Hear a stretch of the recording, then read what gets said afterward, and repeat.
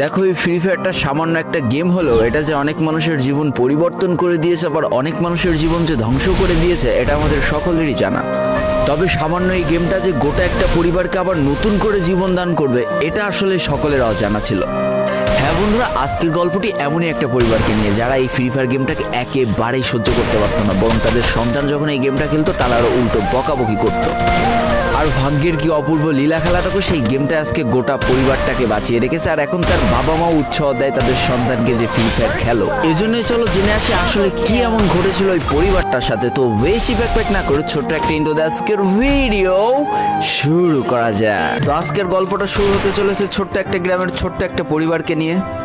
বাবা মা এবং তাদের দুই সন্তান অর্থাৎ দুই ভাই, ছোট্ট একটা পরিবার, খুব সুন্দরভাবে তাদের জীবনযাত্রা চলে যাচ্ছিল। বড় ভাই একটা কোম্পানিতে লেবারের চাকরি করে, বাবা কৃষিকাজ করে, আর তাদের ছোট সন্তান অর্থাৎ ছোট ছেলে কিন্তু ক্লাস 8-এ পড়াশোনা করে। দারিদ্রতার বেড়াজালে আটকে পড়া পরিবারকে সাপোর্ট দেওয়ার জন্য তাদের বড় ভাইকে খুব অল্প বয়সে কাজে চলে যেতে হয়েছে।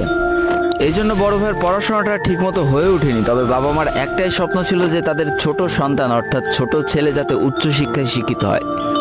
এই জন্য বাবা কৃষিকাজ করলেও সারাদিন মাঠে তুমুল কষ্ট করে এসে বাসায় যখন এসে দেখতো তাদের ছোট সন্তান পড়াশোনা করতেছে, সমস্ত কষ্ট এক চান্সে দূর হয়ে যেত।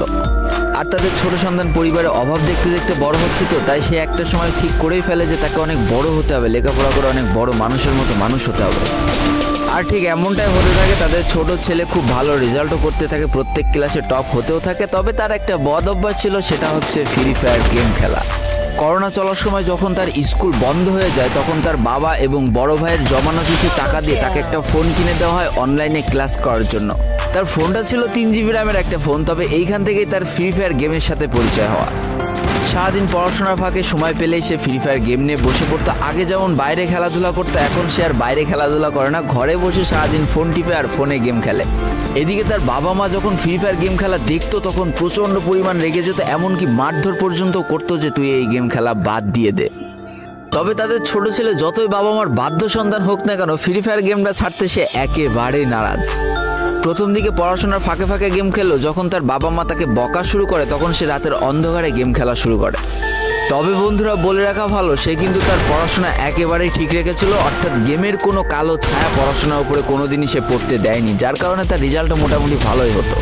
এতদিন পর্যন্ত পরিবারের সবকিছু ঠিকঠাকই ছিল, এবার আস্তে আস্তে পরিবারটা একটু একটু করে ভাঙতে শুরু করবে।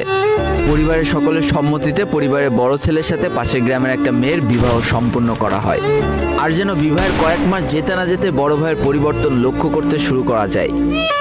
এতদিন ছোট ভাইয়ের পড়াশোনা খরচ বড় ভাই আর বাবা মিলে চালিয়ে আসলেও এখন আর বড় ভাই কিন্তু ছোট ভাইয়ের পড়াশোনা খরচ দিতে রাজি হয় না। তবে তাতেও খুব একটা ফারাক পড়ে না, কারণ তাদের বাবা এখনো শক্তভাবে তাদের পরিবারটাকে ধরে রেখেছে, অর্থাৎ বাবা কিন্তু কৃষিকাজ করে তাদের পরিবারটা খুব সুন্দরভাবে চালিয়ে নিচ্ছিল। তবে বলে রাখা ভালো, হাতের 5টা আঙুল যেমন এক হয় না, পরিবারের প্রত্যেকটা সন্তানের মন মানসিকতাও কিন্তু এক হয় না।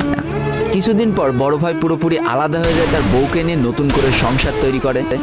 এমনকি একটা পর্যায়ে যে বড় ভাই তার পরিবারকে অস্বীকার করে দেয়, অর্থাৎ একটা টাকাও আর পরিবারে দিত না, সমস্ত টাকা সে নিজের সংসারেই খরচ করত।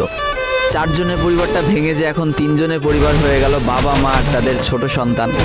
এখন পুরো পরিবারের দায়িত্বটা বাবার উপরে পড়ায়, দিনরাত 24টা ঘন্টা হাড় ভাঙা খাটুনি করা শুরু করে দেয় তাদের বৃদ্ধ বাবা। এদিকে তাদের ছোট সন্তান সবটা কাছ থেকে দেখে অনেক কষ্ট পেত, তারপরেও তার করার কিছুই ছিল না, তাকে পড়াশোনাটা চালিয়ে যেতেই হবে, কারণ বাবা মার একমাত্র স্বপ্ন তাকে পড়াশোনা করে মানুষের মতো মানুষ হতে হবে। এদিকে বলে রাখা ভালো, পড়াশোনার পাশাপাশি কিন্তু সে ফ্রি ফায়ার গেমটা অনেক ভালো মতো খেলা শিখে গিয়েছিল। তার 3 GB র্যামের ফোন একটু ল্যাগ দিলেও মোটামুটি ভালোই খেলা যেত স্মুথ গ্রাফিক্সে। এমনকি সে আস্তে আস্তে টুর্নামেন্ট খেলাও শুরু করে। আর এখান থেকে যে টাকা পেত, 50 টাকা, 100 টাকা, 200 টাকা যা পেত, সেই টাকা দিয়ে তার পরীক্ষার বই খাতা কিনতো, যাতে তার বাবার একটু কম পরিশ্রম করা লাগে, কম খাটনি করা লাগে। হায় রে, পরিবারের বড় ছেলে পরিবার থেকে আলাদা হয়ে গেল, আর ছোট ছেলে চিন্তা করছে বাবার কিভাবে কষ্ট কম করা লাগবে। এরই মাঝে সে একদিন চিন্তা করে, সে তো টুর্নামেন্টে অনেক ভালো পারফরমেন্স করছে, তাহলে তার একটা ইউটিউব চ্যানেল খোলা দরকার, অন্তত টুর্নামেন্টের ম্যাচগুলো ইউটিউবে ছাড়লো, যদি কপালে ভালো কিছু লেখা থাকে।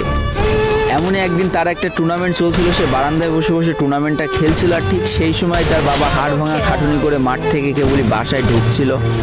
এমন সময় তার ছেলের পড়াশোনা বাদ দিয়ে গেম খেলা দেখে বাবা প্রচণ্ড পরিমাণ রেগে যায়, আর ফোনটা ধরে একটা আছাড় মেরে দেয়, যার কারণে তার ডিসপ্লেটা ফেটে যায়। সেদিন সে ভাঙা ফোনটা আঁকড়ে ধরে অঝরে কেঁদেছিল, তার সমস্ত স্বপ্ন যেন এক নিমিষেই শেষ হয়ে গিয়েছিল। তারপরে সে স্কুলে যাওয়ার জন্য যে টাকা পেতো সেই টাকাগুলো জমিয়ে জমে একটা সময় তার ফোনের ডিসপ্লেটা ঠিক করে, আর ডিসপ্লে ঠিক করতে 1500 টাকা লেগেছিল, আর সময় লেগেছিল প্রায় 4.5 মাস। আর এই 4.5 মাসে সেই ইউটিউব চ্যানেলের যে জিমেলটা ছিল সেই জিমেলটাও সে ভুলে যায়, অর্থাৎ তার ইউটিউব চ্যানেলটাও নষ্ট হয়ে যায়। কিন্তু পরিবারের ছোট সন্তানরা একটু ঘাটতারা হয়, কোনোভাবে কোনো কিছুতে হার মানতে রাজি হয় না, যেমন আমি। তাই সে আবারও ফ্রি ফায়ার খেলা শুরু করে, আবারও নতুন করে ইউটিউব চ্যানেল খোলা শুরু করে। সব কিছু মোটামুটি ঠিকই চলছিল, পড়াশোনা সে আগের মতোই চলতেছে, এইদিকে টুর্নামেন্টও চলতেছে, এইদিকে ইউটিউবে আস্তে আস্তে তার সাবস্ক্রাইবারও বাড়া শুরু করে, একটা দুইটা এমন করতে করতে। কিন্তু হঠাৎ করে তাদের পরিবারটা জীবনের সব থেকে বড় একটা ধাক্কা খায়।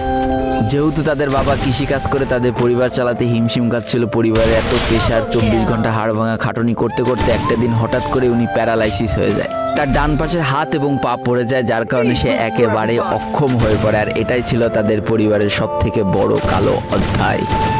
তবে সব থেকে কষ্টের ব্যাপার কি ছিল জানো? পরিবারের এত খারাপ সময়ও তাদের বড় ভাই কিন্তু তাদের পাশে এসে দাঁড়ায় না। এবার শুরু হয় তাদের পরিবারে আসল কষ্ট। না ছোট ছেলের পড়ার টাকা আছে, না বাবার ওষুধ কেনার টাকা আছে, না তাদের 3 বেলা ঠিক মতো খাবার টাকা আছে। কি আর করবে, পরিবারে এই অসহায় অবস্থা দেখে না খেয়ে তো মরা যায় না, তাই তাদের মা লোকের বাসায় কাজ করা শুরু করে দেয়। কিন্তু কাজ করে 3 বেলা খাবার জোটানো গেলেও বাবার ওষুধ আর সন্তানের পড়াশোনার খরচ চালাইতে হিমশিম খাচ্ছিল তাদের মা। ঠিক এই সময়টায় পরিবারের ছোট ছেলে সারাদিন চিন্তা করতে থাকে যে আসলে তার কি করা উচিত, কি করলে পরিবারের সবাই ভালো থাকবে, কি করলে বাবার ওষুধ কেনার টাকা সে জোগাড় করতে পারবে, কি করলে বাবা মার স্বপ্ন পূরণের জন্য সে পড়াশোনা করতে পারবে।